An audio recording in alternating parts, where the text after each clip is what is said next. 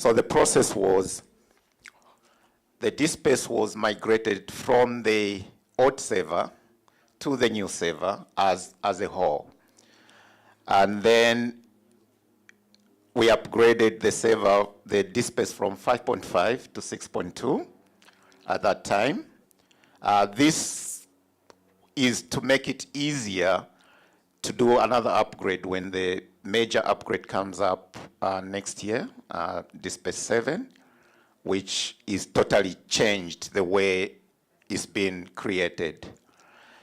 So with regards to customization, we needed to make the disk space workable. So there are certain things that you need to do. I mean, disk space comes in different flavors. You can just insert, you can create it and use the default setting. But the problem with that is certain things won't work the way you want.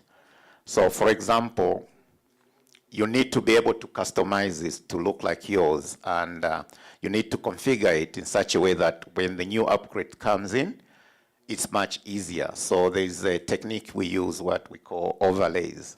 So your code that you need to use has to be separated from the core code, so that when you upgrade, you don't overwrite anything and it becomes much, much easier. So that's one of the techniques that we had to use.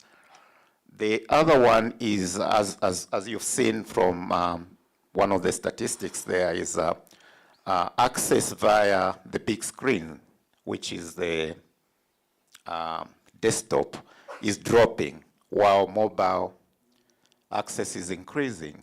So that tells me that people are accessing the system using small screens, and because of that, we needed to have a responsive user interface. So a responsive user interface, to speak, is the one where when you go to a website, it can identify your screen size and then, change the screen size accordingly. So that's what we did with this one. I think disk space has got that. If you're using, for those who are disk space people, there are two user interfaces currently. One is based on Java, which is called JSPU. The other one is based on XML. We took the XML one because it's much easier to modify, but both are using responsive user interface. So if you are to access that same repository using a mobile phone, you'll see the menus are squashed, they become nice, so it gives a good user experience. So that's one thing we did. The other thing we also did was, we know social media is a big thing, and people would want to share within their social media channels, so the users themselves. So we added the social media share buttons, so that when you access the item, the user can share that if they're interested in that. They can download it to their, maybe, also their, like Zotero, their, referencing softwares and whatever. The other thing we did was discovery. If you saw on one of the statistics, you saw that from April, the actual statistics were a little bit high, but in May they went down. In June they really went up. The reason is because at that point when we did the upgrade, we also improved the discovery within the third-party systems, which is Google and other discovery services. So what we did with that is we reconfigured the inclusivity and exclusivity protocols that any web designer needs to do. That is using robots.txt. I think everybody who've done IT would know that. So when Google tries to index your services, to create their index for the search and the Bing, they need to be able to access all your documents in your repository. So you have to tell them how to do that. Because remember, disk space, all the metadata, the items live in the database. And crawlers, when they come in, they don't know how to access the database. So you have to tell them, you have to help them. So that's why you have to make sure your robots.txt is set up, which tells the crawlers what to look for.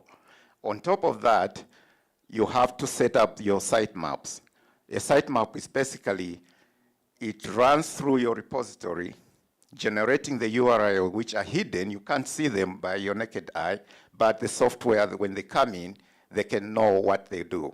So they'll go in and access each of that to build their indexes. So that way, it improves the discovery within those third-party tools. That's why we saw that from June, the statistics actually went higher. That's one bit we did. The other one was the improvement on the OAI.